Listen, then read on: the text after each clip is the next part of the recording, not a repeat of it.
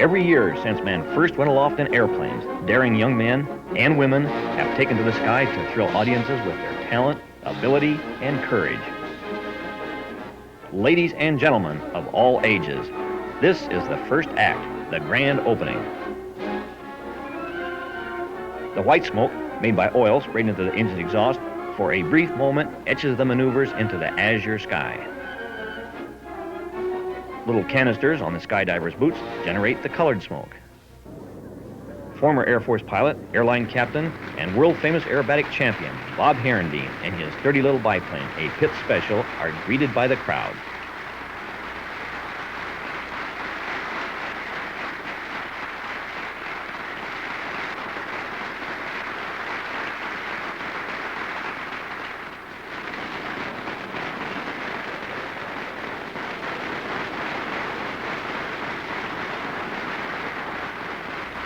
Over the years, airplanes have improved and flying techniques have become finely tuned. But before we look at today's air shows and air racing, let's go back in time for a glimpse of yesterday's heroes.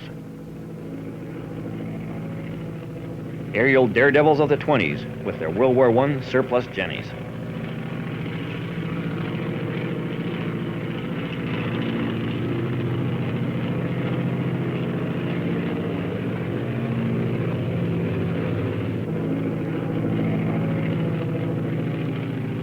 This fellow's going to wait until he's assured that his parachute works, even if it breaks his arm. This two-place Jenny must have taken off with 4 on board, or should we say, with 3 on wing.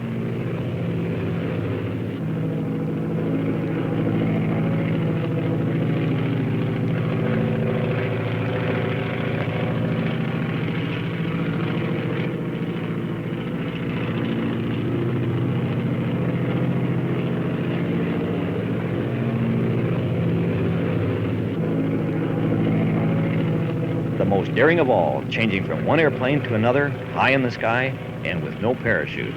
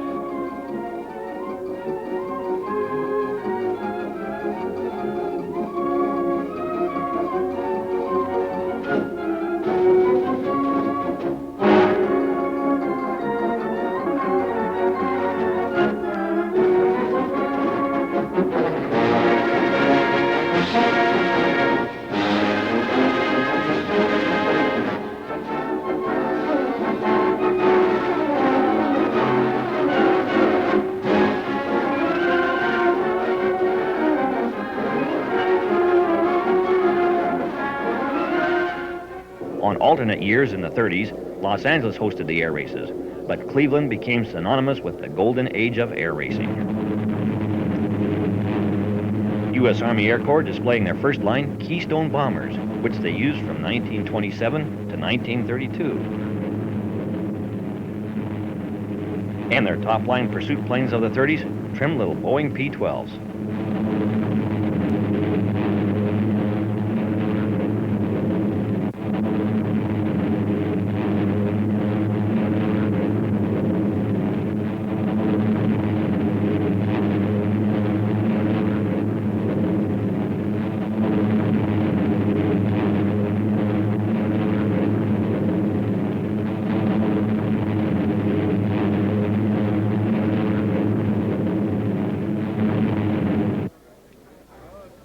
Mr. and Mrs. Charles Lindbergh are celebrity guests at the 1929 Cleveland Air Races.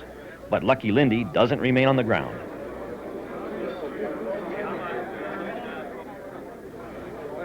He agrees to lead the Navy Hi-Hats in an impromptu aerial demonstration. Lindbergh climbs into the cockpit of a current Navy carrier fighter.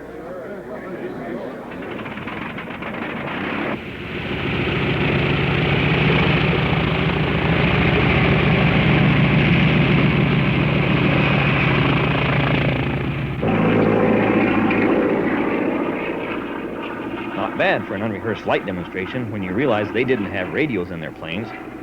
Communications between pilots was limited to hand waving and head nodding.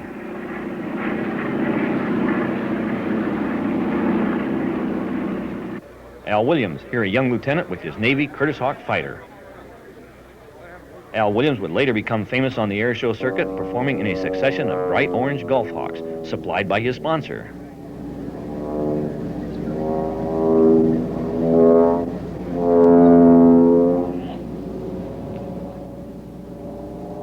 Cleveland, September 4th, 1931. Jimmy Doolittle with his Laird Super Solution wins the first Bendix Air Race. From Burbank, California, with fuel stops at Albuquerque and Kansas City, 9 hours, 10 minutes. Average speed, 223 miles per hour. On the ground, only 10 minutes at Cleveland, just long enough to refuel, Doolittle was off to Newark, New Jersey to set a new coast-to-coast speed record. Then back to Cleveland for a hero's welcome and a smile from his wife, Jo. Racehorse start of the 1931 Thompson Trophy Race, the free-for-all of pylon air races.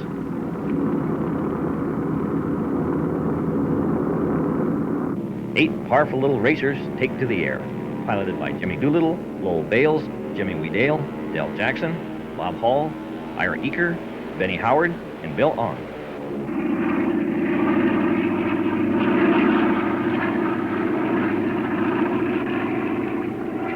During the seventh lap, Doolittle was forced out with an overheating engine, leaving the GB's lead uncontested.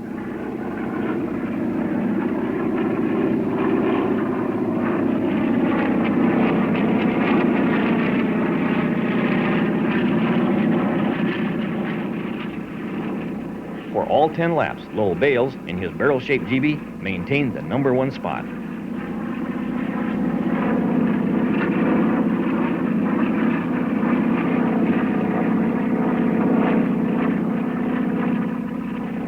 Bales, with the help of 535 horsepower, brings the Model Z GB City of Springfield to victory. His average speed, 236 miles per hour. 3 months later, in December 1931, while attempting a new world speed record in this airplane, 31-year-old Lowell Bales was killed. Wallace Berry, movie actor and air show fan. A vintage 1912 Curtiss Pusher, reminder of a famous air show performer of that era, Lincoln Beechey. Cleveland, 1935, the grand finale of the 3-day event, the Thompson Trophy Race. The racers take to the air. Roscoe Turner in his gold Weedale Williams, number 57, Steve Whitman in his new Bonzo, Roger Don Ray in a Keith Ryder, and Harold Newman looking somewhat out of place in the big white 4-seat cabin job, number 40, Mr. Mulligan, which had won the Bendix cross-country race 3 days earlier.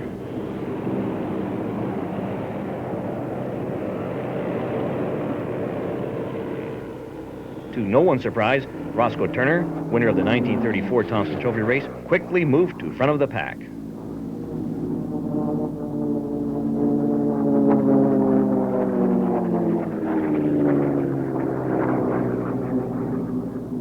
But to the surprise of many, Mr. Mulligan, which was slow getting started, began passing the other racers. Roscoe Turner's engine blows. He pulls up off the course and comes around to land. 1935 was not to be Roscoe Turner's year. He had lost the Bendix to Benny Howard's Mr. Mulligan by just 23.5 seconds, and now out of the Thompson with a blown engine. But the flamboyant Roscoe Turner would enjoy the fruits of future victories. Mr. Mulligan takes the checkered flag, winning the two biggest events of the 1935 National Air Races, the Bendix and the Thompson Trophy. Winner of the Thompson Trophy, Harold Newman, pilot of Mr. Mulligan. Ruth Chatterton, and cheerful loser Roscoe Turner. Ben O'Howard's airplanes won 5 of the 12 events of the 1935 National Air Races, including the Bendix, Thompson, and Grieve trophies. Cleveland, 1938, start of the Thompson Trophy race.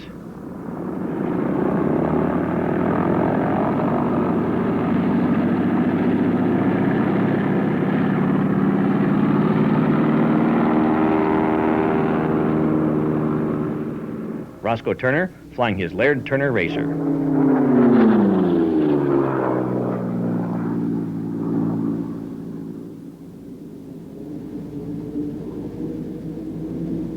Steve Whitman flying his home-built racer, Bonzo.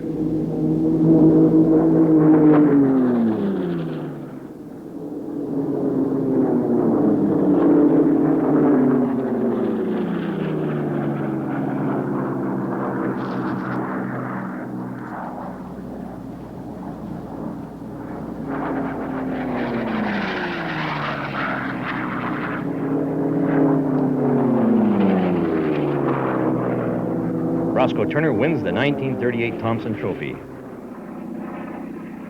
He will again win in 1939, making for him 3 wins of the Thompson and 1 of the Bendix. Cleveland, 1929. The women racers, a total of 9, flying a variety of stock airplanes, start arriving from Santa Monica, California.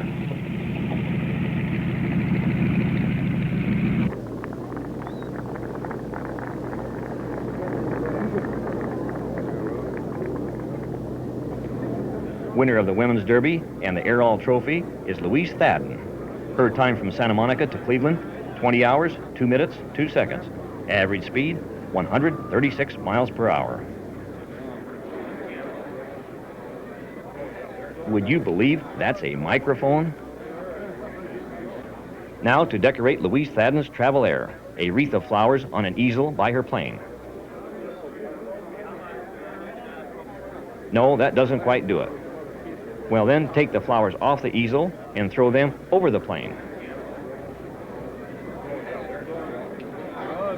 Famous aviatrix Blanche Noyes came in 4th, but being Cleveland's very own, receives a royal welcome from her many fans. She too flew a Travel Air, but her elapsed time was 4.5 hours more than Louise Thadden's.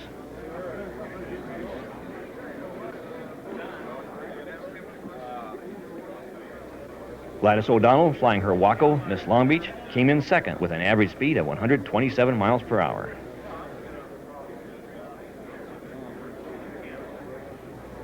Ever popular Gladys O'Donnell from Long Beach, California, participated in many events during the early national air races.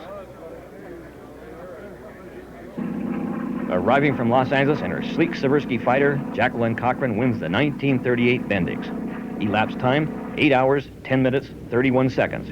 Her average speed, 249 miles per hour.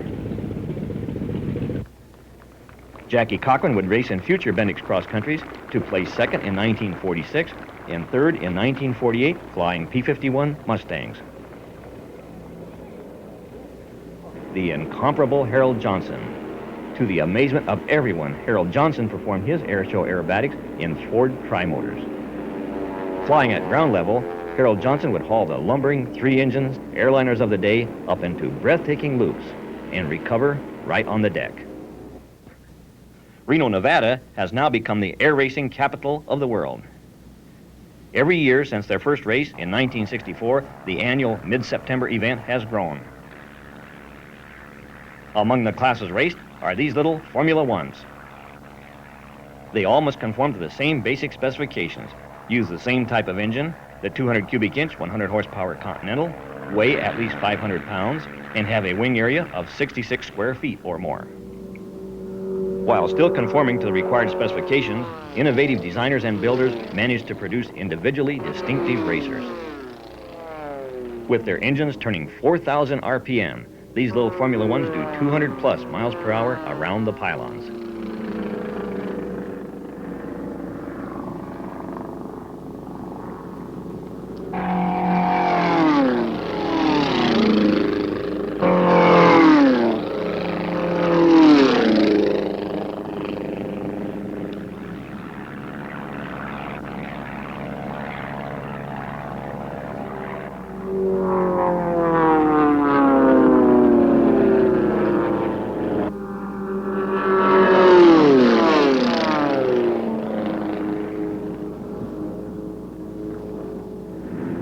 Without doubt, the biggest thrill and main event starts when the Unlimiteds take to the air.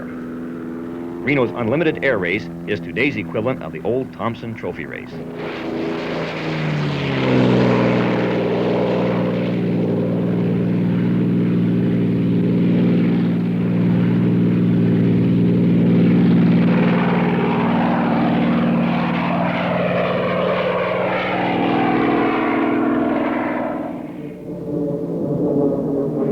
The Unlimiteds really get off to a flying start. After taking off, they circle and join up on the famous yellow P-51 piloted by veteran air showman Bob Hoover. When they are all lined up, Hoover brings them down to the starting line and breaks away, giving his traditional comment over the radio. Gentlemen, you have a race.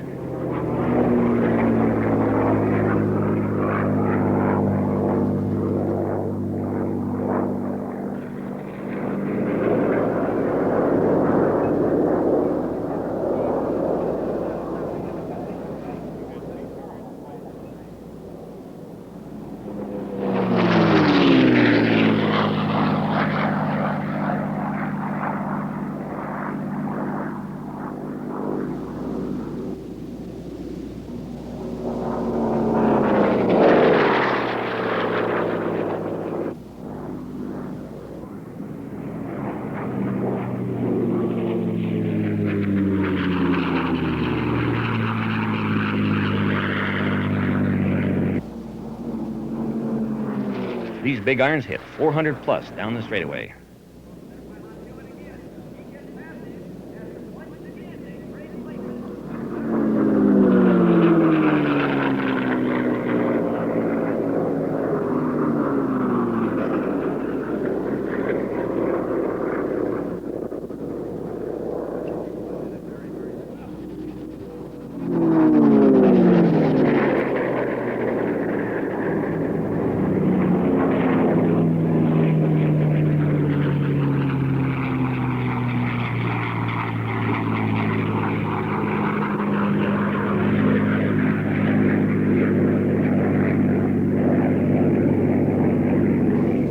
Ed Wiener's zebra-striped Mustang.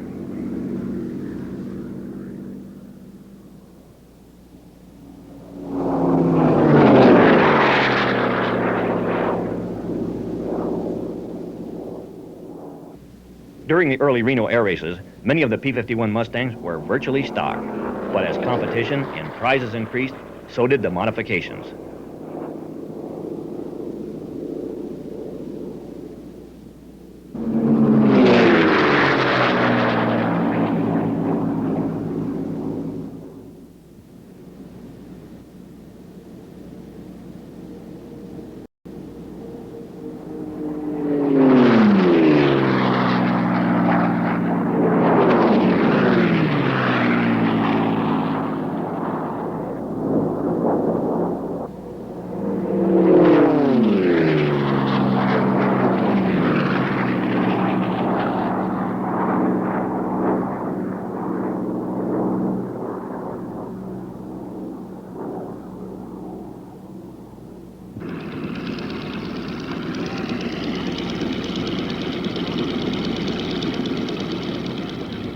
The winner, Darrell Grünemeyer in his highly modified racer, appropriately bearing the number 1. Young Darrell Grünemeyer, at the time a Lockheed test pilot, dominated the early Reno Unlimited races with his highly modified Grumman F-8F Bearcat, the Navy's last propeller-driven fighter. Its wingspan had been shortened by 7 feet, and the huge propeller from a Douglas Sky Raider increased his prop diameter by 11 inches. All unessential weight had been removed. It had no electrical or hydraulic system. He used a small battery-powered radio for required communications and carried a one-time charge of nitrogen to retract his landing gear. It was lowered by gravity.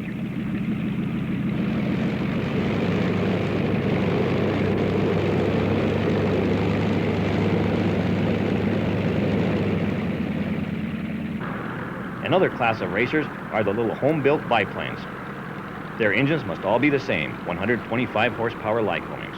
They must have 2 wings connected by struts, and they must have open cockpits. These specifications seem fairly restrictive, but the pilots and builders of these little biplanes started searching for designs that would be faster and could beat the others.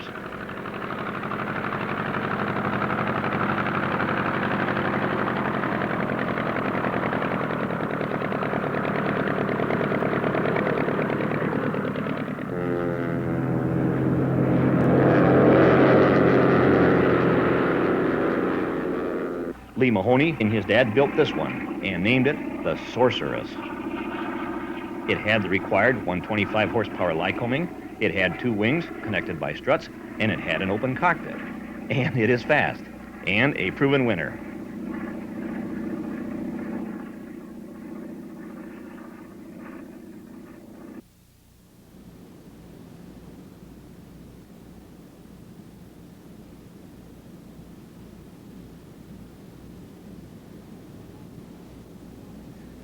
Another unique biplane, number 97, the Hot Canary, designed, built, and piloted by Bill Warwick.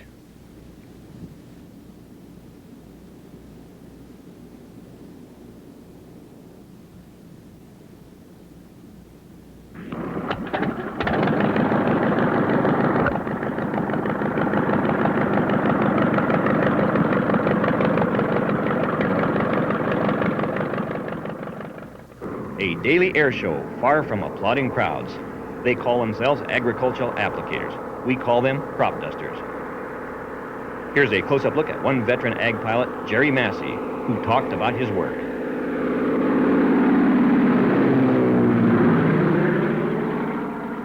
I was just barely out of high school when I started flying ag airplanes, and that's all I've ever done. I've got about 10,000 hours now.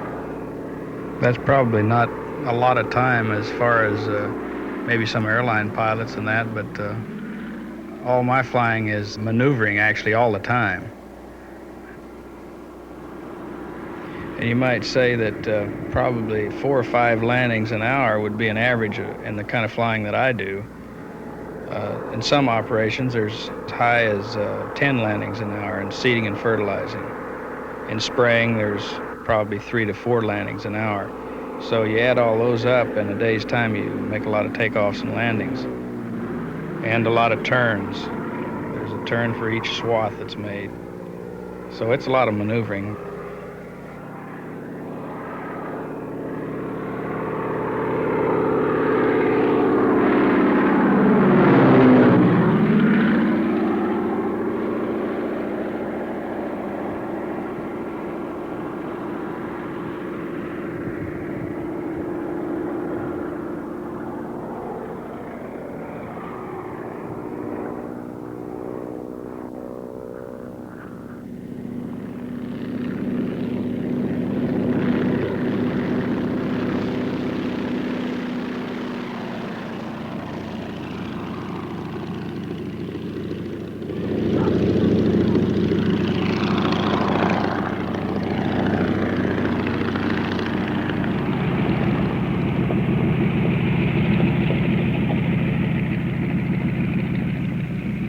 We haul from 1,000 to 1,600 pounds each time we take off.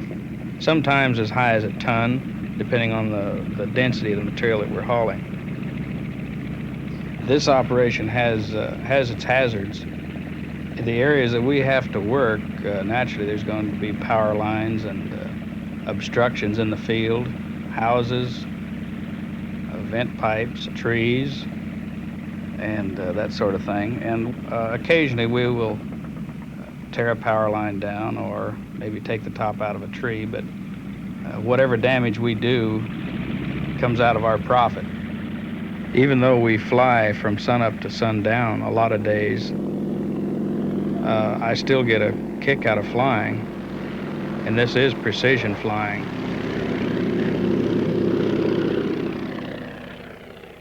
What does this professional pilot, Jerry Massey, who flies many days from sunup to sundown, who makes 50 to 80 takeoffs and landings in a normal workday, do in his spare time? He flies this beautiful little biplane, which he built. I spent 3 years building this aircraft in my spare time, and I've done some aerobatic shows around the country with it. This is what I do as a hobby in my spare time.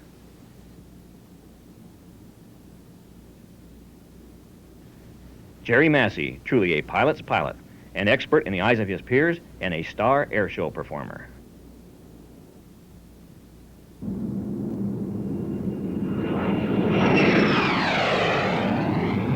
A U.S. Navy F-8U Crusader and two little fragile fighters from another time.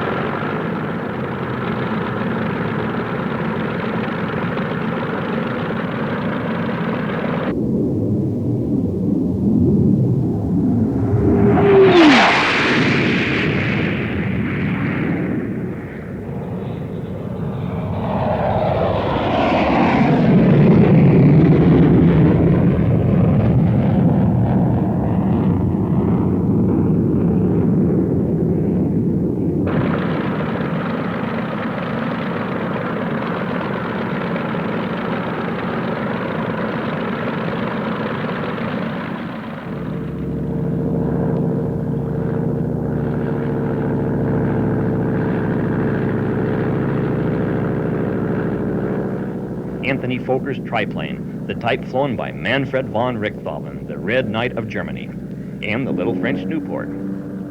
Airshow performers Frank Tallman and Jim Appleby bring the past into our Mach 2 world. Top speed for both of these little airplanes is about 100 miles per hour.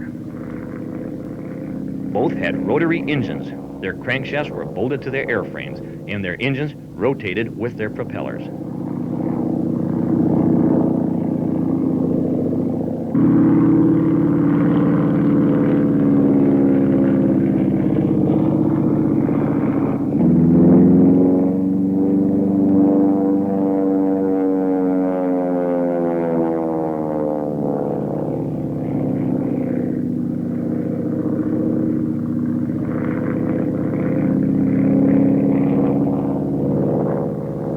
Richthofen scored the last 21 of his 80 victories in triplanes, and it was in his red triplane that he died on April 21, 1918. Frank Tallman showing off his little 1930s Boeing fighter during the Reno air races.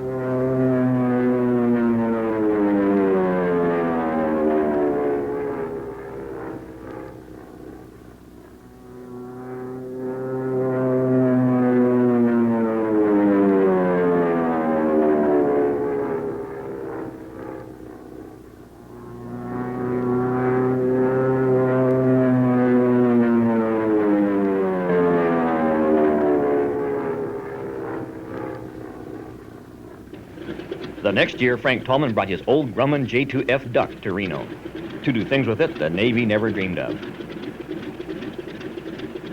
During its long Navy career, the J2F was a sedate, straight and level, three-place utility aircraft. Handling this big old lumbering airplane is hard work, and at this time, Frank Tallman had one artificial lower leg.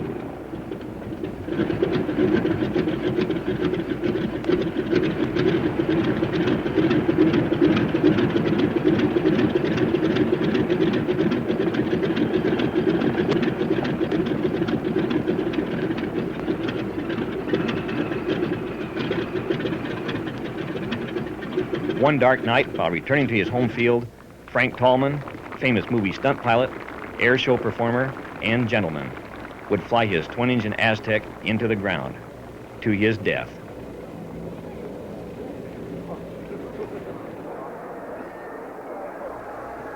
A truly great air showman, the one and only Art Scholl, with his de Havilland Chipmunk, prepares for his routine. Of all the air show aerobatic pilots, many believe Art Scholl was the best. He flew his series of aerobatic maneuvers extremely close to the ground, making a spectacular show for the stands, but leaving no margin for error.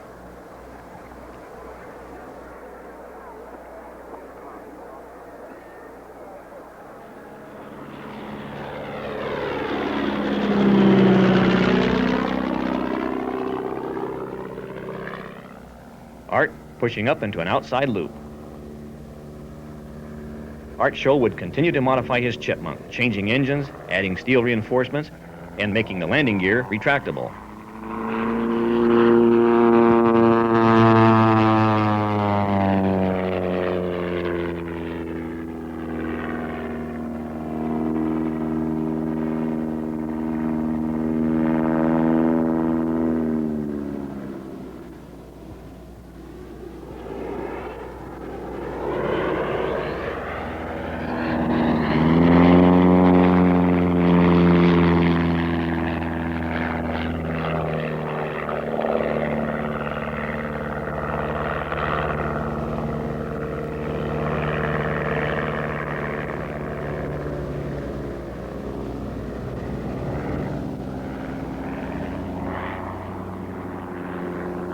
A very difficult maneuver, Art continually rolling while making a 360-degree turn.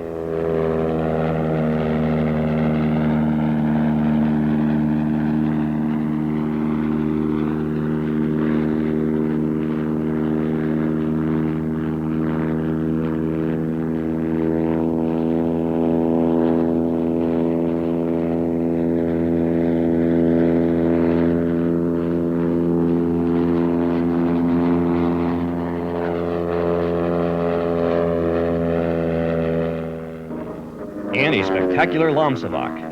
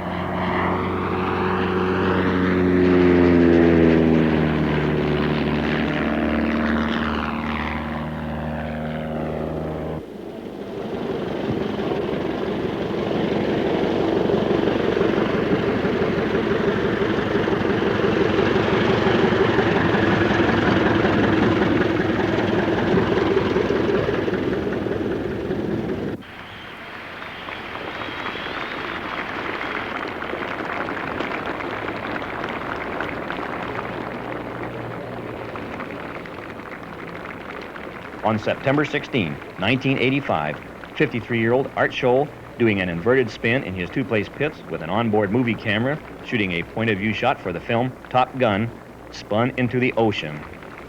Art, we, all of your airshow fans, miss you.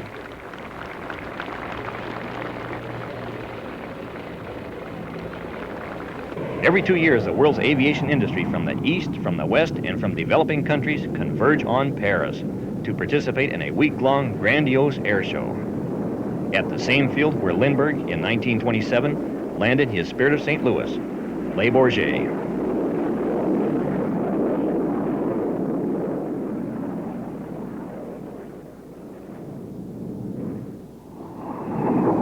A performer from Czechoslovakia, famous aerobatic pilot and Omnipol test pilot, Jurek Suk, flying a magnificent series of maneuvers.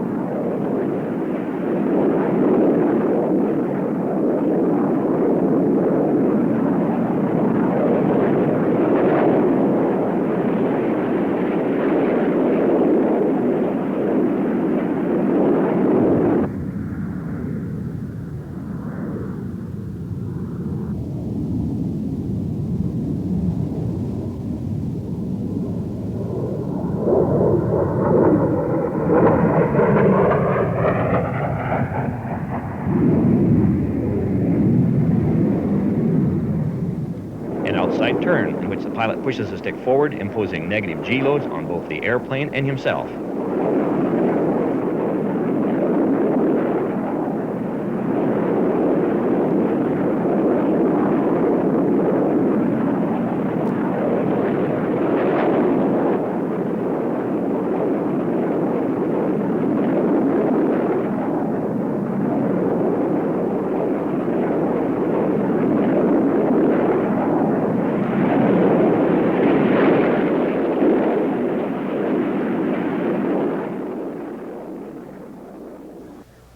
Air show regular Bob Hoover performing his Aero Commander strike routine of rolls and loops with and without engines for the thousands at Le Bourget.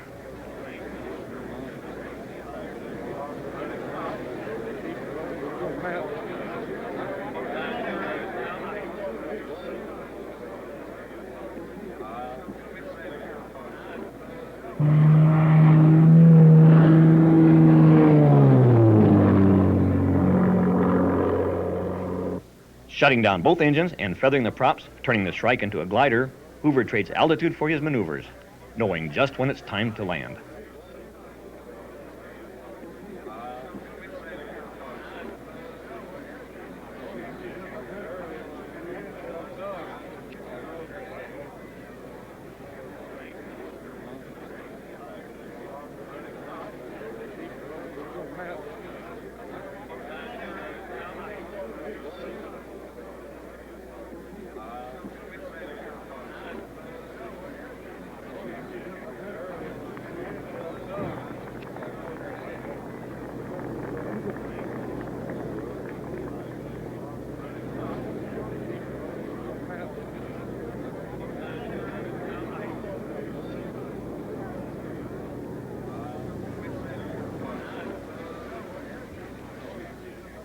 Suited test pilot Andre Turcat moved the star performer of the 1969 Paris Air Show to center stage. While across the field, a history-making Vickers Vimy takes to the air. And a replica 1909 Blériot crawls into the Le Bourget sky.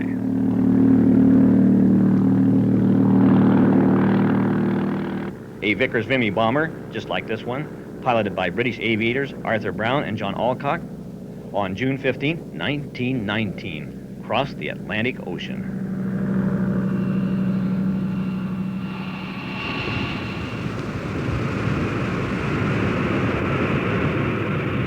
British test pilot Brian Trubshaw guides the first English-built Concorde over Le Bourget to meet her sister, the first French-built Concorde.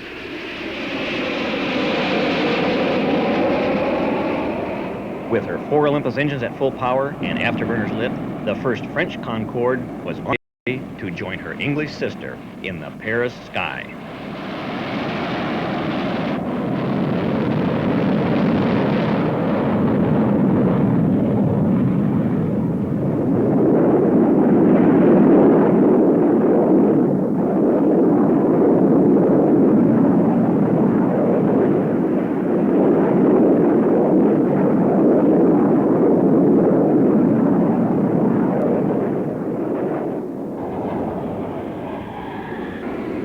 The French Air Force's aerobatic team, the Patrol de France, flying V-tail Magister trainers.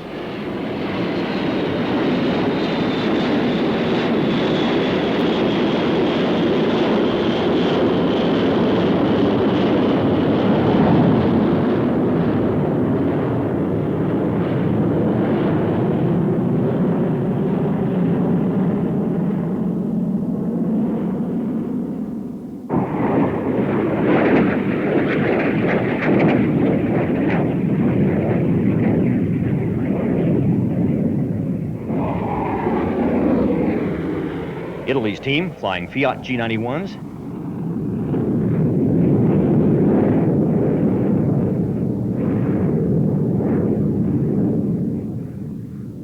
And an exquisite pass by their solo pilot.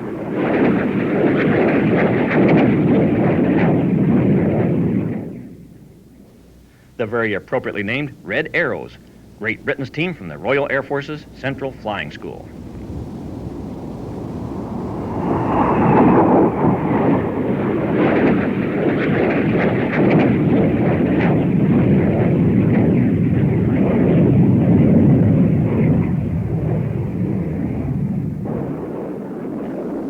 little Hawker Siddeley gnats in their wine glass formation.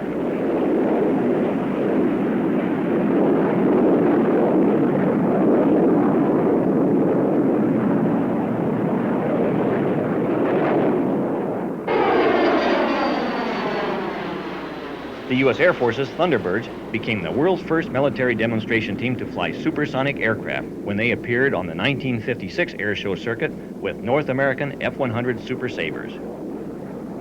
They flew F-100s for 13 years until they switched in 1969 to F-4 Phantoms.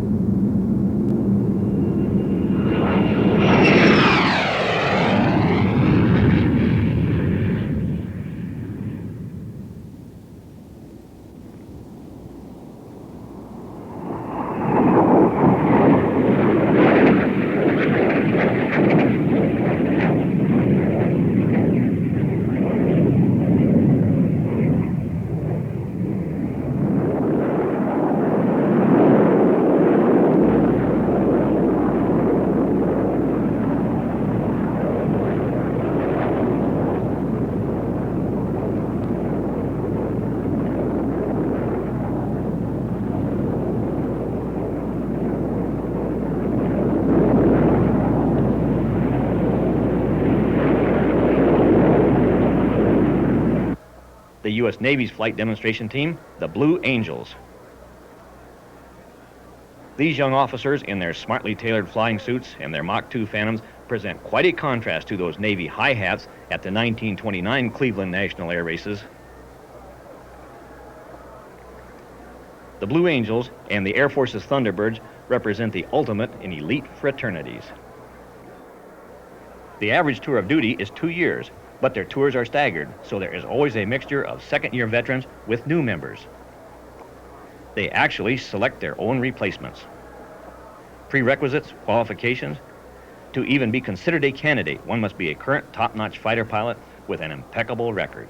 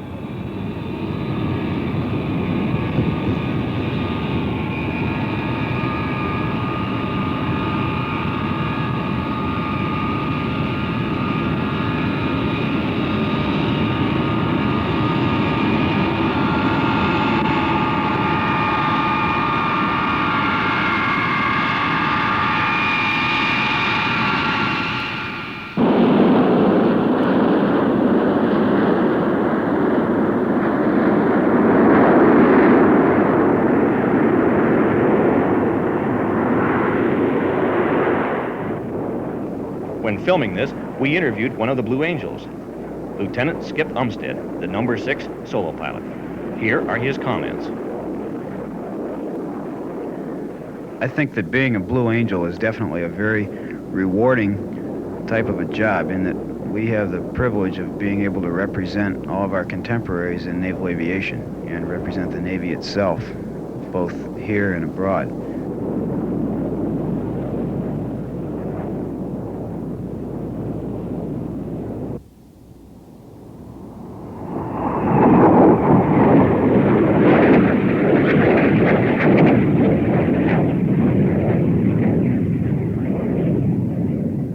Before becoming a Blue Angel, I served 2 combat cruises in an F-8 Crusader on 2 different smaller attack carriers. And after that tour, I went to shore duty and served 1 year as an instructor pilot in a squadron that taught people how to fly the F-8.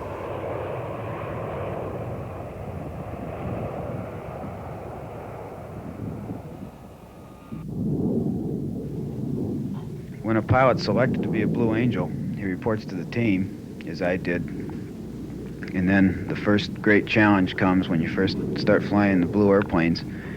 We go out to El Centro, California for our winter training.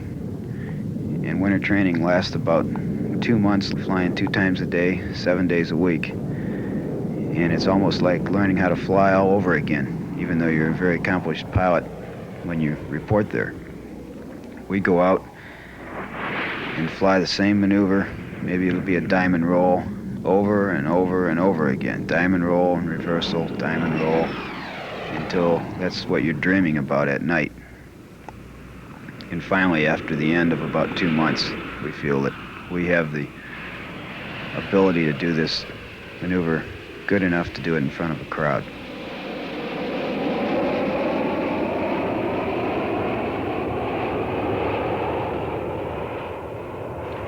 I'm coming in at 500 knots. I see the other solo plane ahead of me also at 500 knots. And we cross at a 1,000 knot closure rate.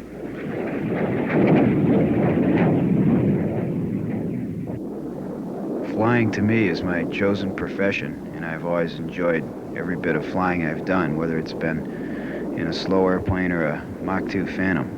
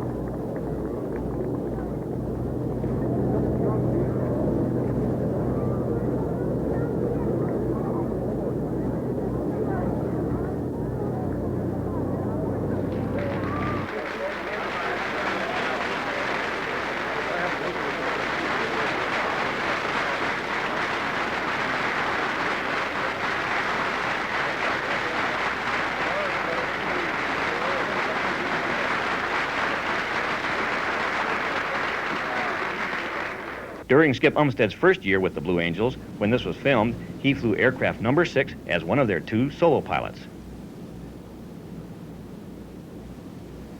Staying with the Blues longer than most, Skip Umstead would become their leader. On July 26, 1973, near Lakehurst, New Jersey, while leading the Blue Angels in one of their maneuvers, 30-year-old Lieutenant Commander Skip Umstead was killed in a mid-air collision.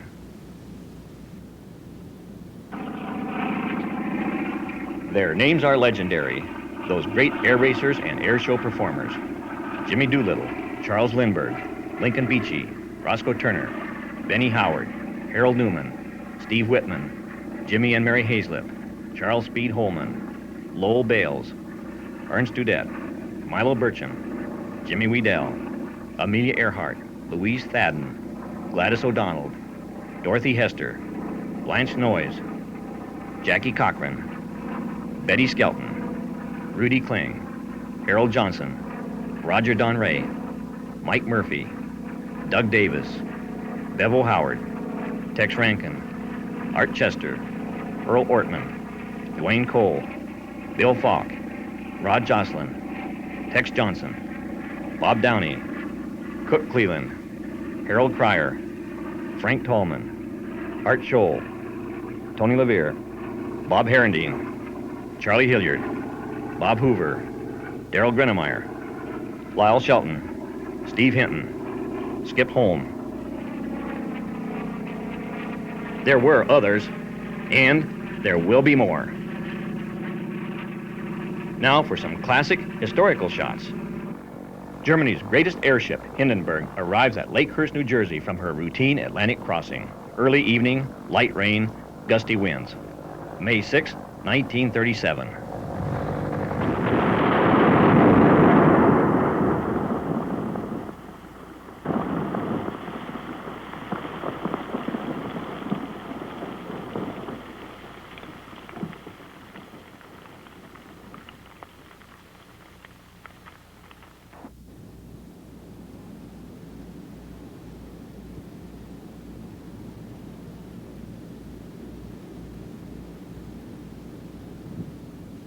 Miraculously, 65 of those on board survived. 13 passengers and 22 crew members, including the captain, perished. The end of an era.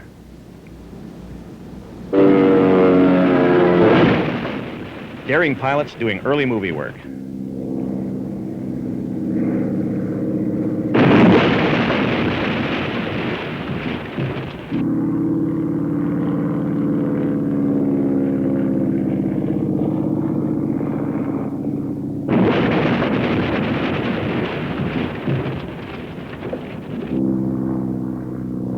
Before staging these crashes, some pilots would wrap the wood longerons around the cockpit with adhesive tape to minimize the sometimes fatal effect of splintering.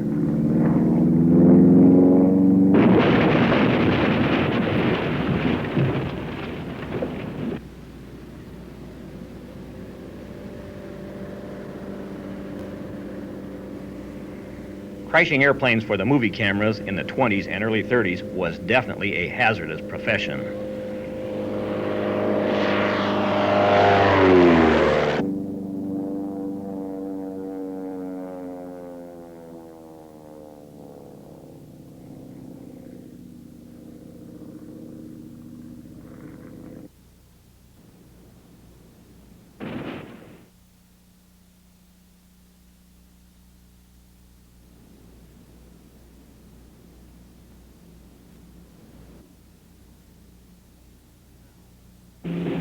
Now for some unplanned mishaps.